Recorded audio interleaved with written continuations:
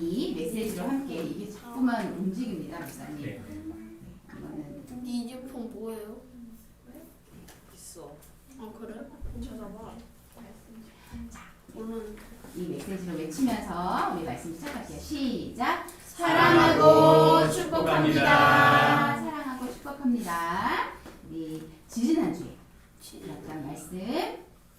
우리의 말씀에 우리의 삶이 열매 맺으려면 말씀의 시냇가에 뿌리를 깊이 박혀야 우리에게 아름다운 믿음의 열매가 열린다고. 그래서 우리 하담 친구들의 삶을 하나님 말씀의 시냇가에 깊이 뿌리 내리기를 우리 바라면서 말씀 들었던 거 기억나죠?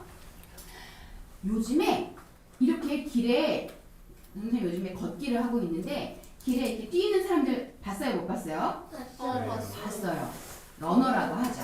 뛰는 사람들을 많이 종종 보게 돼요. 그럼 이 사람들이 결국에는 뭘 하려고 하는 걸까? 뛰면서 달리기, 마라톤. 마라톤을 하려고 하는 마라톤. 짧게는 뭐 3km, 5km, 10km 단거리를 뛰는 사람들도 있지만 사실 마라톤은 42.195km의 긴 거리를 쉬지 않고 자기 페이스를 유지하면서 때로는 땀도 비오도 쏟아지고 다리도 아프고 숨도 차고 힘들지만 가장 이 마라톤이 힘든 이유 중에 하나는 홀로 뛰어야 한다는 그런 아주 외로운 운동이기도 한 것 같아요. 근데 계속 이렇게 움직여요. 이 출발선에 서 있는 이 마라토너들이 뛰기 전에 어떤 생각들을 할까? 이 선에서 준비 땅 하면서 어떤 생각을 할까? 보통은 무조건 이겨야 된다. 그렇지. 나는 오늘 이거에서 꼭 끝까지 완주할 거야. 또, 내가 끝까지 잘 뛸 수 있을까? 긴장하지. 맞아. 내가 가다가 혹시 넘어져서 다치진 않을까? 사실 이런 걱정들을 그래도 대부분이 상품에 대한 거 아니에요? 같이 뭔가 목표를 향해 뛰려고 하는 그런 사람들의 마음이 있겠죠. 그런데 여기서 정말 중요한 이런 마음들이 있어. 나는 끝까지 완주해서 그 끝까지 그 결승골인까지 난 갈 거야. 이런 생각을 하는 사람들 마음속에 아마 이 사람들에게 이런 이야기가 들릴 거야. 모두가 너를 기뻐하며 축하하고 기쁘게 받아줄 거야. 맞아줄 거야. 이 사람이 그 힘든 단거리든 긴 거리든 사람들이 뛰면서 힘들고 어려운 그 시간들을 보내면서 마음에 갖는 생각, 내가 마지막 골인 결승선에 가서 많은 사람들의 환호와 함성 그리고 잘했다고 하는 박수 소리를 듣고 싶은 그런 마음들을 기대하게 될 거예요. 이렇게 마라톤의 긴 힘들고 어려운 여정처럼 오늘 성경의 시편 말씀에는 마라톤처럼 힘들고 어려운 긴 인생의 여정 속에 하나님의 기쁨이 된 한 사람이 있어. 그 사람이 이 다윗 왕이지.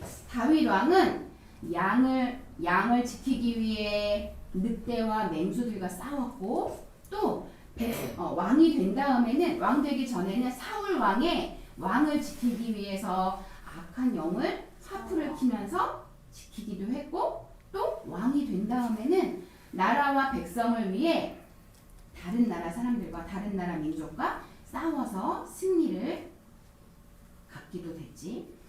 이 다윗 왕이 그렇게 힘든 그런 속에서 또 사울 왕의 쫓김을 당해서 어렵고 힘든 그 시간을 보내면서 그 마음에 하나님을 잊지 않고 끝까지 가졌던 그 기대하는 마음이 있었어. 그 기대하는 건 뭐였을까? 그건 바로 오늘 시편 23편 5절 말씀에 이렇게 다윗은 고백하고 있어. 자기 마음대로 움직여요. 자, 같이 전사님 읽을 때 같이 읽어보자. 주께서 내 원수의 목전에서 내게 상을 차려주시고 기름을 내 머리에 부으셨으니 내 잔이 넘치나이다. 아멘. 이 말씀을 조금 더 쉽게 전사님이 현대인 성경으로 읽어줄게. 주께서 내 원수들이 보는 가운데 나를 위해 잔치를 베푸시고 나를 귀한 손님으로 맞아 주셨으니 내 잔이 넘치는구나. 아멘. 아멘. 이 말씀을 쪼리면 이렇게 우리에게 하나님 말씀하고 있어. 따라해보자. 하나님은 하나님은 나를 기뻐하시며 기뻐하시며 잔치로 기쁘게 기쁘게 맞아주실 거야. 맞아주실 거야. 다윗이 마라토너들이 힘든 그 긴 여정을 끝까지 완주할 수 있는 건 마지막에 사람들로부터 받을 환호와 함성과 박수 그리고 자신의 성취감 이것들을 생각하며 끝까지 달리고 포기하지 않고 달리는 것처럼 그리고 하나님의 사람인 다윗이 힘든 고난의 시간을 보내고 어려운 전쟁과 싸움의 그 시간들을 보내는 가운데 끝까지 그 믿음을 지킬 수 있었던 그 믿음은 바로 하나님이 다윗을 그 마지막 때에 기쁘게 받아주시고 하나님이 베푸시는 잔치 하나님이 만찬을 상을 베풀어 주신다고 그런 그 상을 베풀어 주실 것을 기대하는 마음이 다윗 안에는 있었던 거야. 얘들아 우리 안에 너희들의 하루하루 일상을 살아가고 있지. 그 일상을 사는 동안 아침에 더 자고 싶지만 일어나야 하는 기상시간이 있고 또 학교에 가서 어린이집에 가서 유치원에 가서 때로는 공부할 때 어려운 일도 겪게 되고 그리고 너희들이 또 중학생 같은 경우는 진짜 공부하기 너무 힘들어요. 하지만 이 공부를 하는 이유와 목적이 있다는 걸 용현이가 마음속에 가지고 최선을 다해 그 시간을 보내는 것처럼 학원 숙제가 때로는 너무 버거워서 어렵고 힘든 순간도 있고요. 또는 안 어려워요. 잘하고 있어요. 당연하지 아직까지는 어리니까. 아직까지는 쉬울 수 있어. 하지만 어려운 순간이 올까 안 올까 예지야. 어려운 순간이 올 수 있어. 근데 그 어려운 순간이 올 때를 우리가 그 다음 정말 하나님이 우리에게 이렇게 칭찬해 주신다고 우리를 기쁘게 맞아주시고 마지막에 잘했어. 여기까지 오느라 정말 수고했어. 내가 너의 수고와 너의 노력과 너의 애씀을 내가 알아. 라고 하나님이 우리를 그렇게 칭찬해 주실 거예요. 바로 예수님이 우리에게 그렇게 십자가를 우리를 위해 십자가에 죽으시고 부활하셨어. 그리고 우리에게 구원의 선물을 주셨지. 그 예수님의 구원의 선물을 받은 우리가 하나님을 만나는 그 마지막의 시간까지 우리가 잊지 않고 그리고 그 예수님의 품에 안기는 그 순간까지 우리가 잊지 않고 살아가야 할 것은 바로 이렇게 하나님이 우리를 위해 멋진 상을 차려주시고 원수 앞에서 우리를 칭찬하시고 하나님의 기름을 우리에게 부어주시고 우리에게 하늘의 상급을 주시는 그 날을 우리가 기대하면서 지금의 어렵고 힘든 시간들을 하나님의 그때를 기억하고 예수님을 만나는 그 시간을 기억하고 우리를 기쁘게 맞아주시고 우리를 축복해 주실 거야라는 그런 시간들을 기다리는 우리 하담 친구들 되기를 축복하고 기도합니다. 우리 이 기도문으로 함께 우리 기도를 예배 마칠게요. 우리 전사님 노란 기도를 읽을게요. 사랑의 하나님, 우리는 하나님 주신 하루하루를 살아가고 있습니다. 때론 너무 힘들어 지치고 외롭고 힘들기도 합니다. 하지만 분명 하나님은 이 모든 것이 끝날 거라고 말씀하십니다. 그리고 마지막 주님을 만나는 그날 하늘의 잔치로 우리를 맞아주신다고 약속해 주셨습니다. 나를 기뻐하시며 하늘의 잔치로 기쁘게 맞아주실 하나님 사랑합니다. 우리를 위해 죽으시고 부활하신 예수님 사랑에 매일 감사하며 믿음으로 살도록 우리를 인도해 주세요.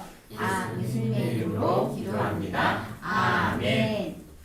우리 오늘 하루하루를 그 마지막 때에 하나님을 만날 예수님을 만날 그런 기쁨과 우리를 두 팔 벌려 안아주실 그 예수님의 사랑을 그 품을 기억하며 매일매일 믿음으로 살아내는 우리 하담 친구들 되기를 축복합니다. 우리 주민 공동시설로 같이 함께 가겠습니다.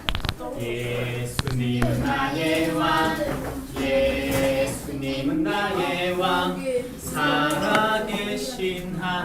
예수님 아들 내 마음에 모셔요.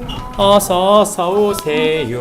예수님 살아계신 예수님 오세요. 여기 내 마음에 함께 계세요.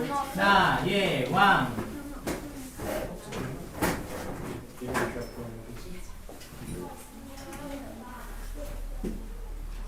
손 잡고 가자 얘들아.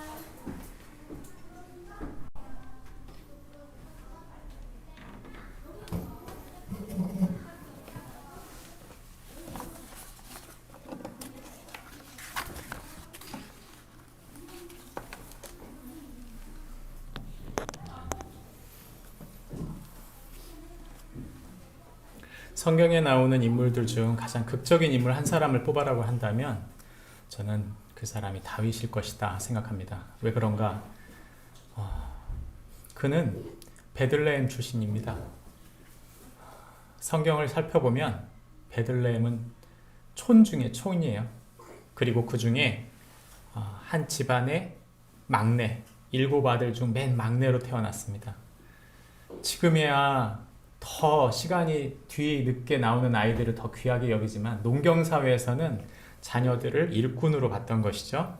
그러면 일꾼들 중에 제일 쓸모없는 아들이 막내 아들인 거예요. 그러니까 그 아이에게 시킬 만한 것들이 없으니까 목자 일을 시킨 거죠. 목자는 당시에 굉장히 허드렛 일 중에 허드렛 일입니다. 그렇게 사랑받지 못했을 거예요. 왜냐하면 들판에서 짐승과 싸워야 할 만큼 이 아이가 감당해야 될 일이 그렇게 힘든 일이라면 결코 귀하게 큰 사람은 아닐 것입니다. 목동 다윗, 보잘것없는 사람의 대명사죠. 근데 놀랍게도 하나님은 그를 택하셔서 사무엘로 기름 붓게 만든 다음 결국 그를 왕으로 세우셨다는 것입니다.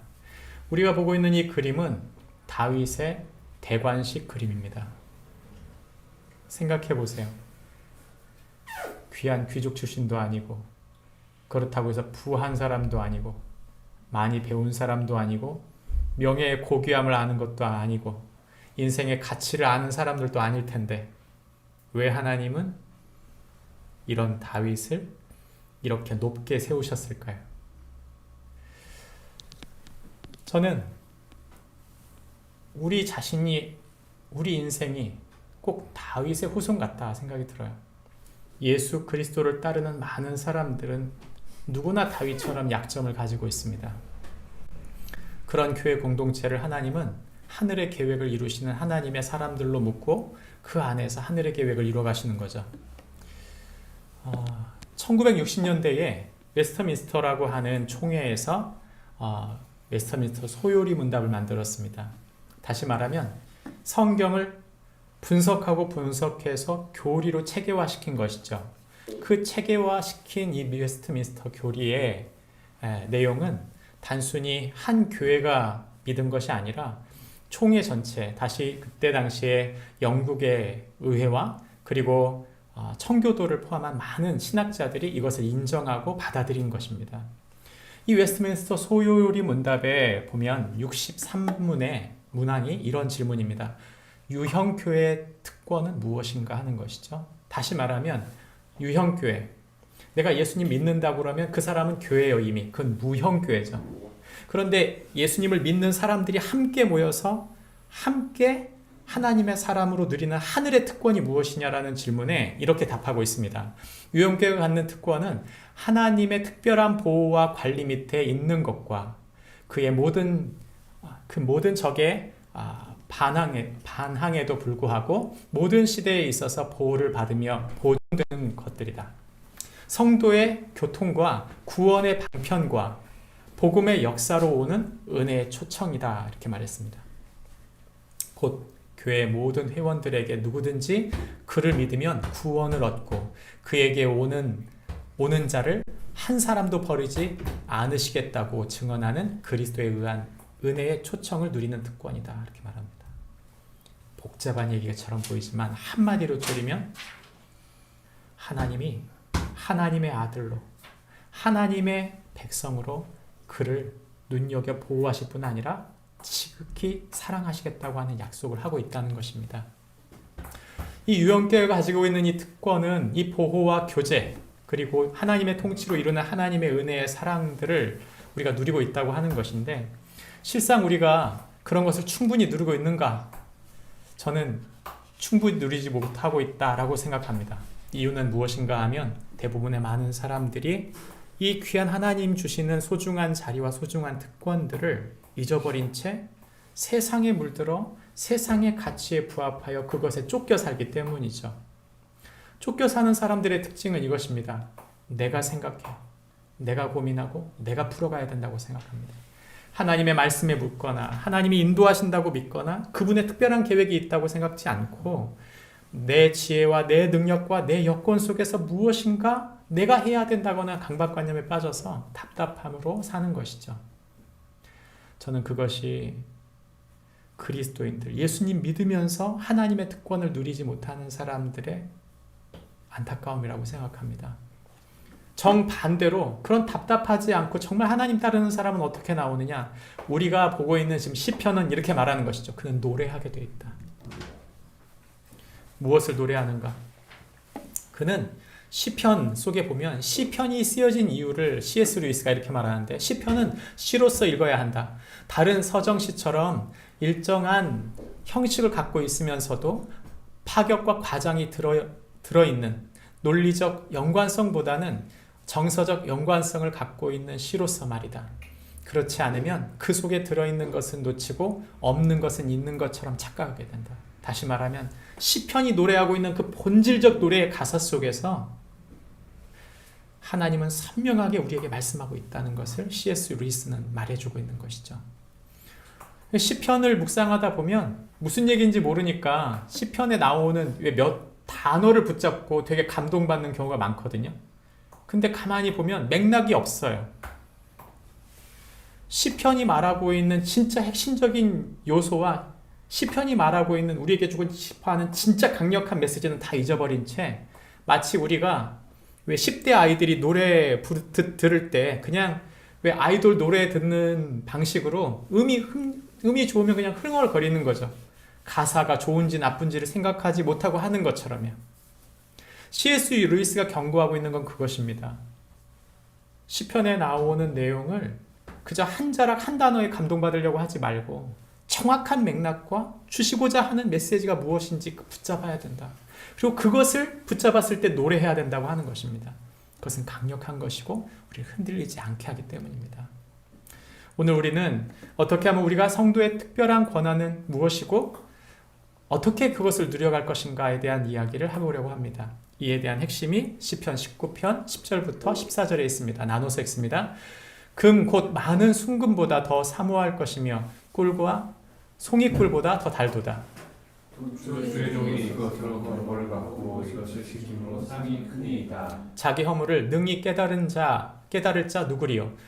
나를 숨은 허물에서 벗어나게 하소서. 또 주의 종에게 고의로 죄를 짓게 하여서 그 죄가 나를 주장하지 못하게 하소서. 그리하면 내가 정직하여 큰 죄가에서 벗어나겠나이다. 함께 읽습니다. 나의 반석이시여 나의 구속자이신 여호와여 내 입의 말과 마음의 묵상이 주님 앞에 연락되기를 원하나이다. 아멘. 우리가 읽은 성경 본문을 한마디로 조리면 이런 말입니다. 같이 읽습니다. 시작. 성도는 하나님 말씀의 다스리심을 통해 하나님의 구원이 이루어질 것을 믿는 자이다. 우리가 하나님의 구원이 우리 가운데 온전히 이루어질 것이라고 믿은 이유는 뭐냐면 우리가 그 말씀이 실제적으로 우리의 삶 가운데 임하고 역사한다는 걸 믿는다는 것입니다. 예수 믿는다는 게 뭡니까? 하나님이 약속하신 말씀이 우리 가운데 이루어지는 걸 믿는 것이죠. 그러면 그 말씀에 대한 고민, 그 말씀이 온전히 이루어질 걸 붙들고 그렇게 살아야 되는 거예요. 그렇게 살지 않으면서 내가 그저 믿으니까 나에게 복을 주십시오. 이건 아니에요. 많은 그리스도인들이 이 부분을 놓치는 것이죠. 시편은 우리가 지난주에 시편 1편에 1편과 2편에 대한 인트로 이야기를 했습니다. 그리고 이제 우리가 1권을 들어가는데 1권의 내용이 3편부터 시작해서 41편까지가 1권이에요. 이 1권의 이야기를 전체 쪼리면 하나님께서 그의 백성을 말씀으로 통치하시며 그의 구원의 약속을 이루어 가신다고 약속하고 있는 거죠. 우리가 이 보고 있는 1권의 이야기가 굉장히 중요한 이유는 이런 맥락으로 고스란히 앞으로 2권, 3권, 4권, 5권이 시편 150편까지 다 써 있어요. 그러니까 우리가 가만히 생각할 때 시편은 중구난방 무슨 노래를 하는지 모르겠다 이렇게 쓰여져 있는 것 같지만 사실 그런 얘기가 아니란 얘기죠. 시편에 있는 이야기의 맥락은 정확합니다. 그리고 그 맥락을 다 살펴보면 그 맥락 하나하나에 굉장히 우리에게 주고 있는 메시지가 선명하다는 거예요. 오늘 우리가 다루는 이야기는 시편 3편부터 41편의 이야기인데 이런 이야기입니다. 시편 3편, 우리가 1편, 2편을 빼고 난 다음 3편부터 쭉 살펴보면 이 이야기를 하고 있는 것이죠. 크게 세 봉우리로 이야기돼요. 그러니까 시편 3편부터 41편까지의 이야기는 세 개의 언덕과 하나의 골짜기로 이루어져 있어요. 하나님이 주시고자 하는 세 개의 메시지와 하나의 전쟁에 대한 이야기입니다. 목사님, 이 이야기가 나하고 무슨 상관이 있을까요? 라고 여러분 질문한다면 여러분의 삶이 현실적으로 전쟁 같습니까? 전 그렇다고 봐요. 근데 성경은 우리에게 너희가 이것으로 이겨야 된다고 세 가지 주고 있는 열쇠를 주는 것이죠. 그리고 나서 세 번째 끝나고 난 다음 영적인 전쟁에 들어가면서 이 영적인 갈등과 고난 속에서 그가 어떻게 이겨나가는지를 보여주고 있는 것입니다. 이것이 시편 1권의 3편부터 41편의 이야기 전체예요. 그렇다면 그 이야기를 살펴보시면 제가 요약해놨습니다. 아래쪽에 보시면 쭉 나오는데 수미 쌍괄기법이라고 그래갖고 예전에 있던 이 시편 기자들은 하나의 이야기를 할 때 햄버거식으로 이야기를 했어요. 하나의 이야기를 할 때 핵심은 가장 영양가 있는 핵심은 정 가운데다 두고 바깥부터 시작해서 핵심으로 들어갔다가 다시 바깥으로 나와요. 근데 그게 마치 처음에 샌드위치를 갖다가 빵으로 덮고 빵을 놓고 그 다음 뭐 샐러드나 이런 거 놓고 그리고 나서 케찹 바르고 햄 놓고 다시 케찹 바르고 다시 샐러드 놓고 이렇게 하잖아요. 똑같아요. 지금 여기에서 나오는 이 모양이 샌드위치, 수미 쌍괄기법이라고 하는 문학 기법을 그대로 사용한 것입니다. 그러니까 성경이 우리에게 말하고 있는 건 추상적인 말을 전혀 하고 있는 게 아니에요. 이 이야기의 세 마디를 제가 정리해봤는데 이 이야기의 한마디로 세 가지를 정리해보면 이런 말입니다. 첫 번째, 하나님께서 아들 예수님을 보좌에 앉히신다. 하나님은 당신의 아들을 들어 세워서 그 메시아를 보내서 하늘 보좌, 통치자로 세웠다. 이게 첫 번째 이야기고, 두 번째는 하나님께서 자기 백성에게는 반드시 말씀하신다. 세 번째는 하나님께서는 이 모든 만물을 다스리신다. 우리의 질문은 이것입니다.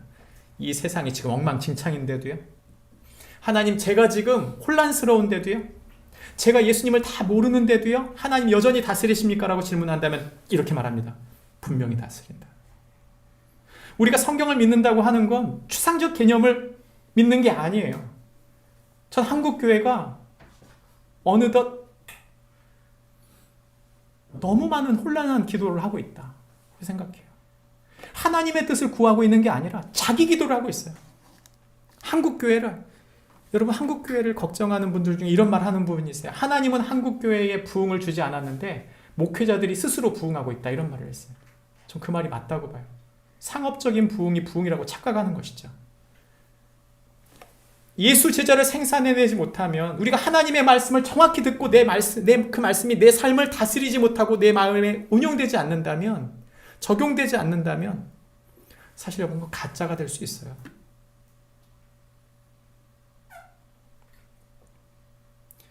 오늘 성경이 우리가에게 하고 있는 이야기가 바로 그 얘기입니다.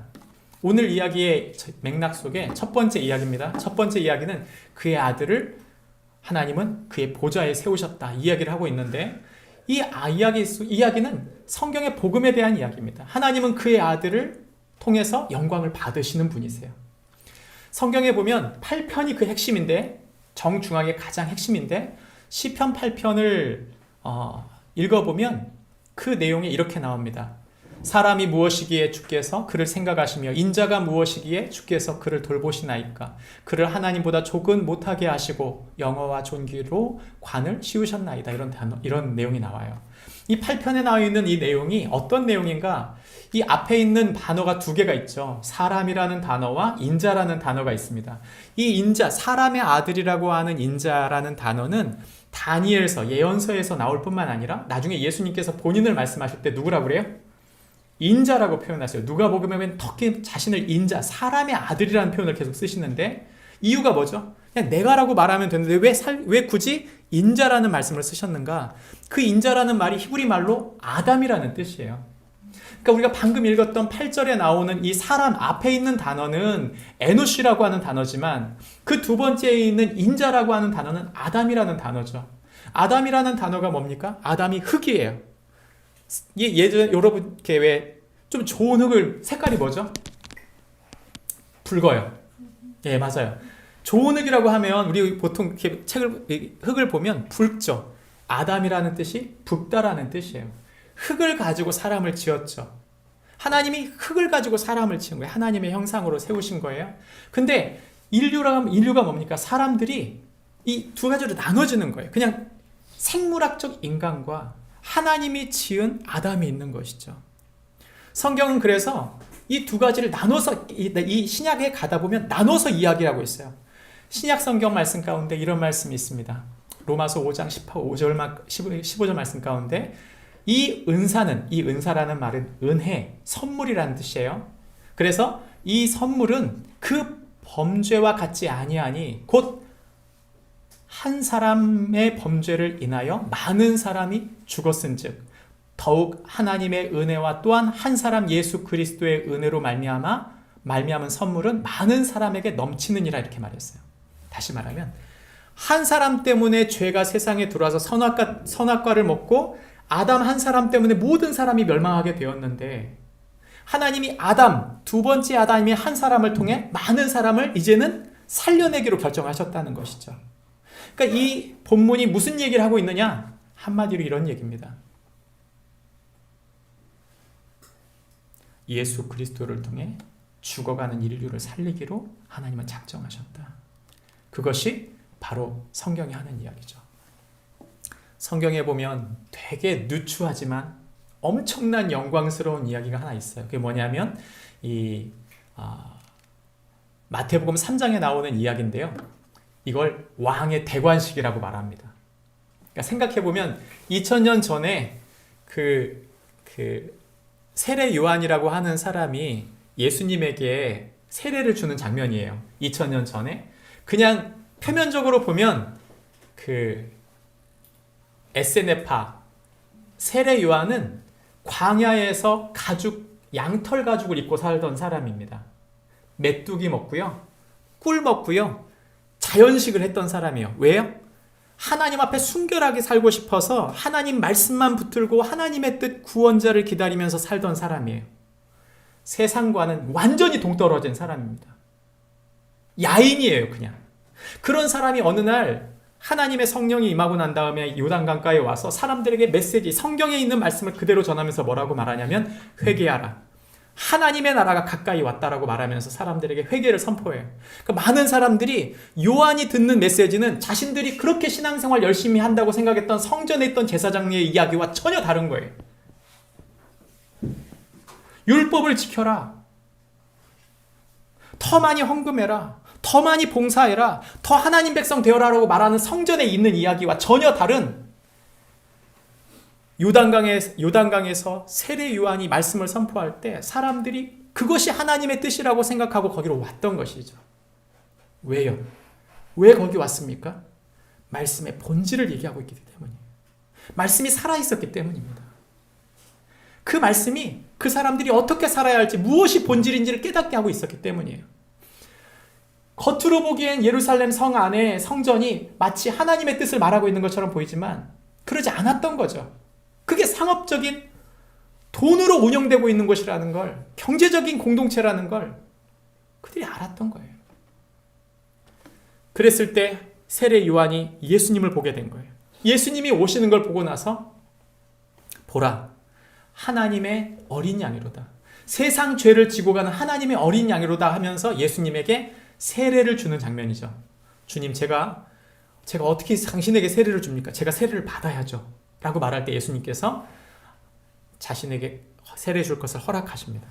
그리고 세례를 받고 나오실 때 있는 이야기가 3장 16절 17절인데 예수께서 세례를 받으시고 곧 물에 올라오실 새 하늘이 열리고 하나님의 성령이 비둘기같이 내려 자기 위에 임하심을 보시더니 하늘로부터 소리가 있어 말씀하시되 이는 내 사랑하는 아들이요 내 기뻐하는 자라 하시니라. 유일하게 성경 본문에 성부, 성자, 성령이 한꺼번에 등장하는 성경 본문은 여기밖에 없습니다. 무슨 말이에요? 왕의 대관식인 거예요. 다윗이 시편 8편에서 예언했던 그 왕이 우리에게 오신다고 했던 그 왕이 실제로 2000년 전에 예수님이 오셔서 그 이야기를 한 것이죠. 그런 사건이 벌어진 것입니다. 목사님, 그 이야기하고 저하고 무슨 상관이 있습니까? 네, 여러분, 저 하나님 아버지의 소리가 저와 여러분의 아버지예요. 그 하나님 아버지를 우리가 아버지라고 부를 수 있게 된 이유는 그 예수 그리스도가 구원자로 오셔서 저와 여러분을 위해 죽으시고 그 피값으로 그의 신분을 우리에게 주셨기 때문에 우리가 그 예수 그리스도로 말미암아 우리가 그분의 아들 된 것입니다. 우리가 그분의 아들처럼 살 수 있는 이유와 그 지혜는 어디서 나오느냐? 그 말씀의 능력이 살아서 우리 속에서 역사하도록 성령께서 예수의 영이 우리 가운데 임하셔서 우리를 인도하실 때 그 말씀이 정확히 그것이 하나님 나라의 통치라는 것을 받아들이고 하나님을 따르게 된 것이죠. 여러분, 저와 여러분이 하나님 말씀을 따른다고 하는 것, 그분의 임재 안에 들어간다고 하는 것은 복잡한 문제가 아니에요. 그분은 다윗 그 시대에 3000년 전에 있었던 예언이 2000년 전에 예수님에게 이루어졌고 그 예수님의 사건이 지금 저와 여러분에게 오늘 또 임하는 사건이라는 것이죠. 우린 기독교입니다. 기도 많이 해서 기독교가 아니에요. 정말 저는 우리나라가 중국하고 가까운 게 정말 불행한 일이에요. 천국, 지옥, 천당, 죄, 그 많은 단어들이 전부 다 불교 용어예요, 여러분. 기독이라는 단어가 여러분 그리스도라는 말입니다. 기독이라는 단어를 그리스도라는 단어가 중국 들어가면서 이것을 한자화 시키다 보니까 우리 한국말로는 기독이 돼버린 거예요. 기독교 아니에요, 여러분. 본질적으로는 그리스도교예요. 예수 그리스도를 통해 우리의 신분과 우리의 거룩, 하나님 아버지의 거룩함이 성령님의 붙드심이 우리 가운데 임했다고 우리가 믿는 것이죠. 그러므로 우리가 예수 그리스도의 사람, 우리가 하나님 말씀에 붙들린 하나님의 구원받은 사람, 하나님의 구원자로 인하여 구원받는 사람이라는 것을 결코 잊지 않는 축복이 저와 여러분에게 있기를 바랍니다. 교회를 오래 다니면요, 무슨 현상이 벌어지냐면 망각 현상이 이루어져요. 뭐냐면 내가 얼마나 열심히 했나, 내가 교회에서 어떤 대우를 받고 있나, 이게 마치 좋은 신앙생활처럼 착각합니다. 전혀 아니에요, 여러분. 여러분의 성벽표는 어디에서 나오느냐? 여러분의 가정에서 나오고요, 여러분 양가 부모님에게 나오고 여러분의 삶의 일상 속에서 나오는 거지, 교회 성적표가 무슨 소용이 있습니까? 빼먹지 않고 11조 헌금 난 것이 그것이 여러분 우리하고 무슨 상관이에요? 사람이 나를 어떻게 볼 것이다, 교회에서 내가 어떤 대우를 받을 것이다, 여러분 그게 핵심이 아니잖아요. 진짜 핵심은 어디입니까? 내가 하나님 아들, 딸로 내 가족 가운데 내게 주신 사람들, 내 일상 속에서 하나님의 뜻이 이루어지고 있느냐는 것이죠. 그게 진짜 성적표 아닙니까? 우리가 진정으로 은혜로 구원받은 사람만이, 그 은혜로 구원받은 사람만이 내 일상을 다시 재해석하는 거예요. 그리고 그 하나님의 구원이 예수 그리스도를 통해 그 은혜로 임했으니 내 삶 속에 그 일을 이루는 것이죠. 두 번째, 성경 우리에게 두 번째 말합니다. 하나님께서 자기 백성에게 말씀해 주신다. 하나님은 반드시 자기 백성에게 말씀하신다. 이것이 복음이죠. 복음은 하나님 말씀이 성취를 그의 아들을 통해 이룬다고 말합니다. 여러분, 하나님 말씀은 이루어집니다. 이 시편 19편은요, 성경 115편 전체 가운데 하나의 가장 핵심 구절이라고 말할 수 있을 만큼 중요한 구절이에요. 너무 중요한 구절입니다. 근데 이 말씀의 핵심이 뭐냐면 하나님이 이거죠. 나는 백성들에게 말을 했다는 거예요. 그래서 이 두 번째 언덕인 이 시편 19편에서 말할 때 여호와의 율법은 완전하여 영혼을 소생시키고 여호와의 증거는 확실하여 우둔한 자를 지혜롭게 하며 여호와의 교훈은 정직하여 마음을 기쁘게 하고 여호와의 계명은 순결하여 눈을 밝게 하며 여호와를 경외하는 도는 정결하여 영원에 이르고 여호와의 법도 진실하여 다 의롭다. 우리가 정말 암송하는 구절은 뭐냐면 진짜 하나님 말씀이 내게 임한다는 말씀은 쏙 빼버리고 제일 사람들이 많이 묵상하는 거 이거예요. 금 곧 많은 순금보다 더 사모할 것이니 금 꿀과 꿀송이보다 더 달도다. 사람들이 말씀을 비유한 꿀송이보다 달다는 것은 굉장히 묵상하면서 말씀을 본질적으로 내게 가져오는 일에 실패한다는 거죠. 여러분 성경은 말합니다. 11절부터 13절이 핵심이에요. 무슨 말이냐면 쪼리면 이런 말입니다. 그 말씀을 깨달은 자 누구인가?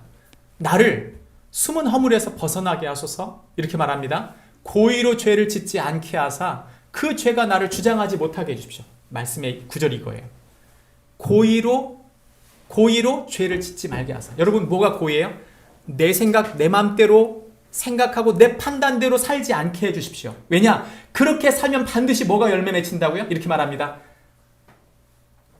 죄가 나를 주장하게 될 것입니다. 내가 한 번 죄를 지으면 두 번 그 죄가 또 죄를 짓게 만들어요. 그러니까 다윗이 하고 있는 이 이야기는 그 말씀을 붙드는 것, 그것이 무엇인가? 그것은 나의 본질과 싸우게 되는 것이죠.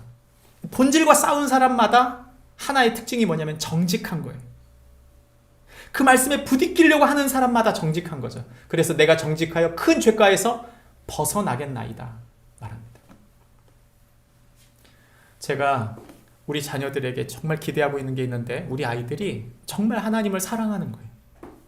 근데 있잖아요. 내가 진짜 아이들이 하나님을 사랑하게 만들려면 저는 방법은 딱 하나라고 믿습니다. 그건 뭐냐면 내가 진짜 하나님을 사랑하는 것밖에 답이 없다고 봐요. 진짜 내가 하나님을 사랑하면 내 아이가 분명히 사랑할 거다. 제가 이걸 믿지만 제가 진짜 사랑한다고 해서 우리 아이들이 막 순종해 나갈까요? 그게 아니에요. 그거 쉽지 않아요. 그건 그 아이들의 선택이거든요. 그 아이들이 세워지는데 분명히 시간이 걸리게 돼 있어요. 중요한 건 뭐예요? 내가 본질적으로 그 하나님을 사랑하는 것입니다. 그리고 그 아이를 그분 안에서 사랑하는 거예요. 저는 이게 굉장히 다르다고 보는데 사람들 같다고 착각을 해요. 내가 애를 사랑하는 거나 내가 하나님의 이름으로 그를 사랑하는 거나 똑같은 거 아니냐? 두십시오. 반드시 보세요.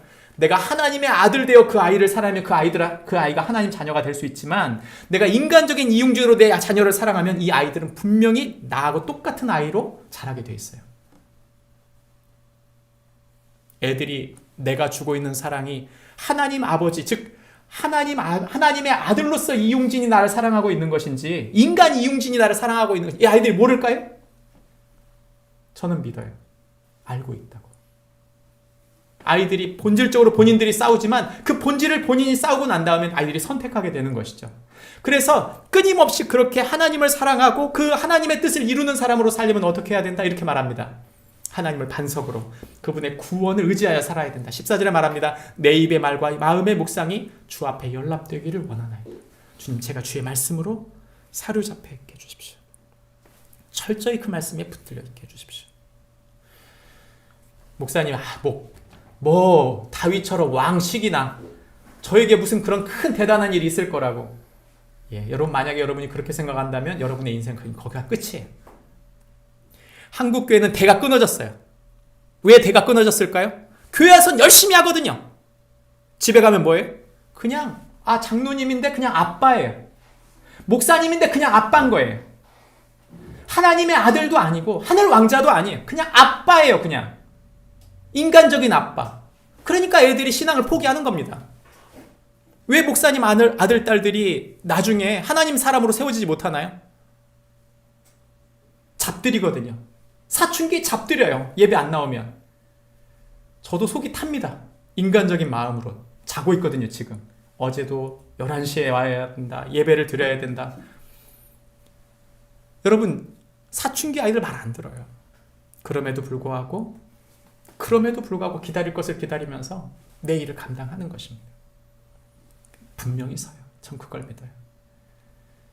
내 힘과 내 지혜와 내 능력으로 이 아이들 잡들이면 아이들 반드시 망가집니다. 그냥 종교인 되는 거예요. 그 순간에. 아, 엄마 아빠는 이원론이다. 교회 가면 좋은 사람, 집에서는 나쁜 사람 되는 거 아닙니까? 교회 안 가는 거죠. 그것 때문에. 여러분, 우리가 하나님 아버지가 그렇게 하셨나요? 하나님 아버지는 끊임없이 기다리셨어요. 여러분, 그분은 기다리시는 분이에요. 진짜 지독하게 기다려요. 얼마나 기다리는지 몰라요. 저는 열불이 나는데 하나님은 열불나게 정말 기다리세요. 사람을 세우는 건 여러분 정말 어려운 일입니다. 그러나 사람이 무너지는 건 순간이에요. 관계 깨지는 건 순간입니다. 인간적인 내 생각으로 자녀 대하면 관계 금방 깨집니다. 그럼 답이 없어요. 시편 19편은 우리에게 말합니다. 네가 그러려면 말씀의 사람으로 서야 된다. 우리가 지금 시편, 우리가 지금 이번 11월 12월에 들어와서 큐티집의 메시지가 사무엘상입니다. 사무엘상 전체에 엄청난 위대한 인물 사무엘, 사울, 다윗 다 나옵니다. 그죠? 근데 그 맨 앞자락에 누구로 시작해요? 1장이 한 여인, 아이 못 낳는 한 여인으로 시작해요. 한나. 진짜 대가 끊어진 한 여인으로의 눈물과 기도가 사무엘을 세우는 그 이야기로 나오잖아요. 한 사람의 기도가, 한 사람의 하나님 붙드심이, 하나님 앞에 연약한 사람이 붙들렸을 때 하나님이 어떤 일을 행하시는지를 보여주는 게 성경이잖아요. 저와 여러분에게 말씀하십니다. 난 너를 통해 받을 영광이 있다. 여러분, 우린 이렇게 생각해요. 내가 사나 안 사나 뭐 그렇게 중요한가? 내가 없어도 하나님은 세상이 다 돌아가게 하고, 내가 없어도 우리 아이들 다 살 거고, 내가 없어도 내 배우자도 다 살 수 있지. 아니요. 제가 최근 상담을 요청하신 분들이 이야기를 하는데 이거예요. 내 삶이 의미가 있을까요? 목사님, 제 삶이 의미가 있을까요? 저는 너무 약한데 나 같은 사람이, 이렇게 나이 들고 아무 쓸데도 없는 사람이 내가 의미가 있을까요? 제가 그랬어요. 어벤져스에 나오는 영화 대사예요. 필연적 존재시라고. 대체 불가한 분이시다. 왜냐? 하나님은 당신을 통해 받을 영광이 있는데 만약 당신이 없다면 당신의 자녀는 당신 때문에 엄청나게 고통 가운데 살게 될 것이다. 만약 당신이 없다면 당신의 배우자는 평생토록 어둠 속에 살 수 있다. 당신이 없다면 당신의 부모님은, 당신을 사랑했던 사람은 깊은 어둠 속에 살게 될 것이다. 당신을 통해서만 받을 하나님의 영광이 있다. 당신은 필연적인 존재고 당신을 통해서 이루시고자 하는 하나님의 선명한 계획이 당신 주변에 일어나고 있다는 거죠. 근데 사람들은 자기 능력으로 자기를 평가하려고 하고 자기 정체성을 세상으로부터 뭔가를 인정받으면서 하려고 하는 거예요. 아닙니다. 여러분, 다 인정 안 해줘도요, 배우자가 인정해주면 된 거 아닙니까? 다 인정을 안 해줘도 그 자식들이 인정해준다면 된 거 아니에요? 우린 거꾸로예요. 밖에서는 열심히 막 대우받으려고 하면서 가족들에게는 아주 홀대하는 거죠. 여러분, 우리 기억해야 됩니다. 우리를 통해 받을 영광이 있어요. 우리가 하나님의 아들, 딸 되어야 될 이유가 있어요. 그런 하나님의 아들, 딸 되려고 하는 힘은 어디서 나오는가? 말씀에서 나온다고 성경은 말합니다. 그 말씀 자체가 법이면서 동시에 살아가고 전해야 할 진리라고 말하고 있습니다. 그 말씀을 잘 알지 못하면 결코 하나님의 뜻을 이룰 수 없고 자기 원하는 대로 살고 싶지 않아도 자기 원하는 대로 살 수밖에 없는 거예요. 제가 최근에 굉장히 고민하고 있는데, 내가 예수 그리스도의 사람으로 계속 세우려고 하는데 몇 년을 세우려고 해도 말씀이 서지 않고 인간적인 카운셀러를 계속 원하면 전 어쩔 수 없이 해줘요. 문제는 뭐냐면 답이 없어요. 거기에는 아무리 듣고 아무리 그 사람이 고민을 얘기해도 거기에 답을 해줘도 그냥 좋은 목사님이 얘기해 주는 것이지 귀등으로 듣지 자기 중심이 변하지 않아요. 하나님의 아들로 설고 하나님의 딸로 설려고 하질 않고 그저 좋은 목사님의 제자로 서고 싶은 거예요. 그러면 실패입니다. 그러니까 실패하는 거예요. 말씀이 내 속에 없기 때문에 실패한 것입니다. 그래서 하나님이 당신의 백성을 말씀으로 다스린다고 말하는 거죠. 마지막 세 번째는 이것입니다. 하나님은 온 세상을 다스리신다. 그 보좌에 임하신다 말씀합니다. 온 세상을 다스리신다. 복음은 예수님께서 말씀이 육신이 되어 이 땅에 오셨다고 말합니다. 이 땅에 이루어진다는 거죠. 시편 29편에 보면 하나님의 소리가 세상을 움직이고 있다. 이렇게 말해요. 세상을 움직인다. 이렇게 말하면 꼭 이렇게 생각하는 분들이 있어요. 맞아요. 하나님은 미국 대통령도 움직이고 세상 뭐 다 움직이죠. 근데 나의 삶은 상관없어요. 내가 있는 상황하고는 상관이 없어요. 내가 지금 고민하고 있는 것과는 상관이 없다고 착각을 하는 거예요. 아니요. 전혀 그렇지 않아요. 내 삶에는 한 50%는 일하고 있는 것 같다. 아니요. 100% 일하고 있어요. 착각이에요. 자기 본인의 착각. 지금까지 자기가 관성에 의해서 계속 세가상적으로서 인간적인 생각을 하고 살아왔으니까 하나님이 지금도 그렇게 일하고 있다고 생각하는 거죠. 아닙니다. 하나님은 우리가 아니에요. 인생이 얼마나 허무한 것입니까? 이 심장에 코끝에 있던 생명이 10분만 숨을 못 쉬어도 우리 이 세상 떠나요. 끝난 겁니다. 그냥.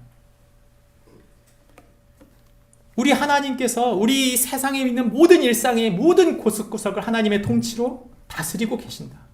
우리가 그거 못 믿는다면 우린 하나님 나라를 우리 삶에 이룰 수 없어요. 목사님, 이런 이야기가 왜 중요합니까? 왜냐하면 현실과 싸워야 되기 때문입니다. 우리가 사는 삶은 영적인 전쟁이에요. 우리가 살펴보게 되는 이 38장의 이야기는 36, 37, 38 이렇게 쭉 이어지는 골짜기로 딱 들어가 보면 이 이야기가 전체가 뭐냐면 시편에 있는 다윗이 머리를 붙잡고 막 고민하는 겁니다. 하나님, 저를 구해주세요. 원수 대적이 저를 치려고 합니다. 저를 구해주세요. 이 병으로부터 구해주세요. 하나님, 저를 구해주세요. 이 사람들과의 관계 속에서 저를 구해주세요. 그러니까 그가 지금 혼란을 겪고 있고 엄청난 싸움을 감당하고 있는 동안 하나님께서 그 싸움을 감당할 힘을 그에게 제공하고 있는 것이죠. 여러분, 영적인 전쟁은 다른 게 아니에요. 우리가 고민하는 바가 영적인 전쟁입니다. 다만 우리가 영적인 전쟁의 이 영적인 갈등 상황 속에서 우리가 고민해야 될 것이 무엇이냐면 하나님의 말씀으로 그분의 뜻이 이루어지는 것이 무엇인지를 붙잡지 않고 돈의 문제, 건강의 문제, 자녀의 문제, 내 환경과 상황의 문제가 빨리 해결되기를 바란다면 여러분, 맴돌이에요. 하나도 크지 못한 채 정작 내가 있어야 될 능력과 내 하나님 닮아감은 없이 수학 왜 푸는 아이들이 못 풀겠으면 뒤에 답 갖다 보고 풀고 뒤에 갖다 풀이 보고 그냥 베끼고 절대 능력이 생기지 않아요. 풀이 능력이. 고민하면서 계속 그걸 붙잡고 말씀 붙잡고 그 문제를 통한 하나님의 계획이 무엇인지 내가 이겨내야 될 근력이 무엇인지 버텨내야 되는데 안 버티고 뒤에 답을 보려고 하는 거예요. 그냥 빨리 주세요. 그냥 주세요. 그냥. 그러니까 하나님의 사람들은 없고 교인들은 늘어나고 내 삶에 하나님의 능력은 없고 그냥 교회 다니는 모양만 있는 거죠. 성경이 말합니다. 경건의 모양이 아니라 경건의 능력으로 서야 한다고 말합니다. 우리의 싸움은 그 본질적인 싸움인 거예요.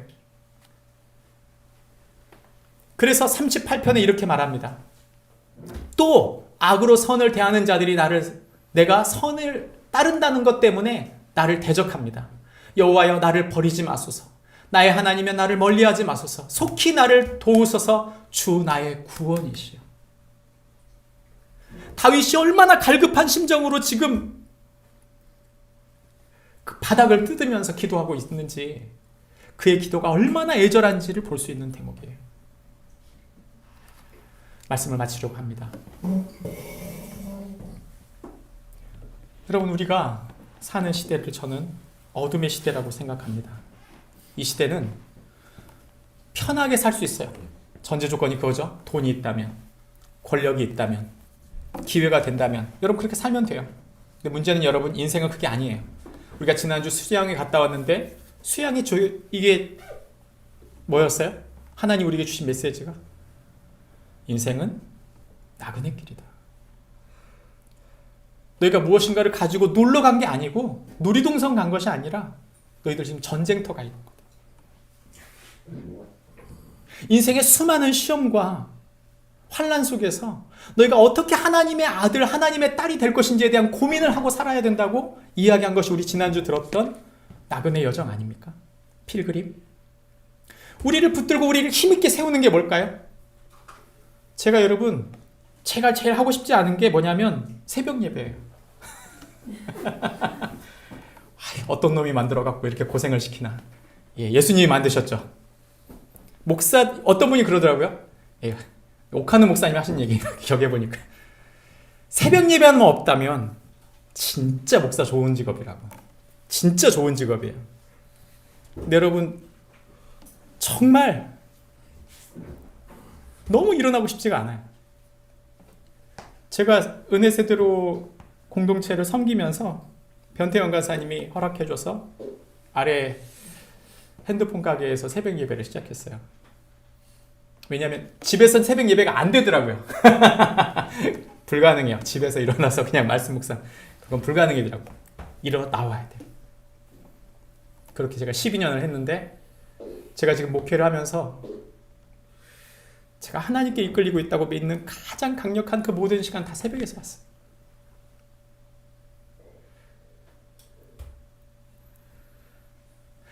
시대가 너무 어두워요. 그리고 우리 삶이 너무 어두워요. 내 안에 어둠으로 끌려가고 싶은 욕망이 너무 커요. 이것을 살아낼 힘과 능력이 어디 있을까요? 성경은 우리에게 말하는 것입니다. 하나님 말씀에서 온다. 하나님이 그 아들을 주신 이유는 말씀을 주시기 위해서. 하나님이 말씀하시는 이유는 그 말씀을 살아내게 하기 위해서. 하나님이 천지 만물을 다스리는 당신의 방법은 하나님의 말씀이에요. 우리 안에 그 말씀이 깊이 새겨지지 않고 그 말씀에 붙들리지 않으면서 내가 하나님의 뜻을 이룰 수 있다. 여러분 분명히 실패합니다. 저는 믿어요. 그건 실패입니다.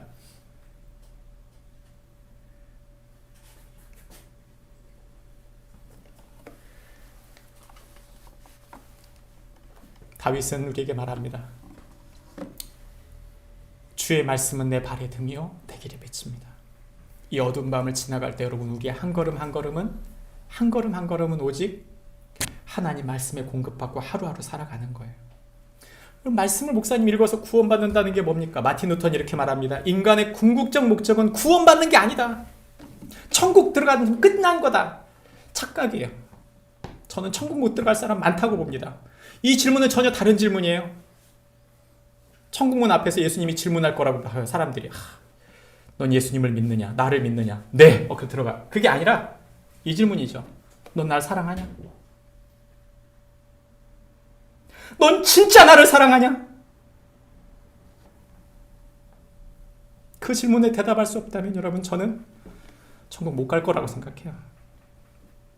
신뢰, 트러스트.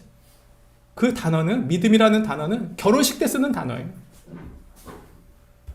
신부가 남편에게, 남편이 신부에게 이 사람과 결혼하겠습니다. 그 예가 믿는다는 뜻 아니에요? 사랑하지 않는데 왜 결혼하고 사랑하지 않는데 왜 천국 가고 사랑하지 않는데 왜 교회 생활을 해요? 왜 싸우려고 결혼하고 싸우려고 교회 가고 싸우려고 세상에 삽니까? 아니에요. 본질이 틀렸어요. 마틴 루터는 그것을 잘 알고 있었던 것이죠. 그래서 예수님께서 율법 그 말씀 전체를 다 해석해서 두 문장으로 쪼리셨잖아요. 하나님을 사랑하라. 그리고 내 이웃을 사랑하라. 사랑할 힘과 능력이 우리에게 없다는 걸 너무 잘 아신 거예요. 말씀이 없는 사람, 하나님을 정말 사랑하고 그 말씀을 따르지 않는 사람은 하나님의 사랑을 공급받을 수도 없고 다른 사람에게 공급할 수도 없어요. 사실은 인간적인 것뿐이죠.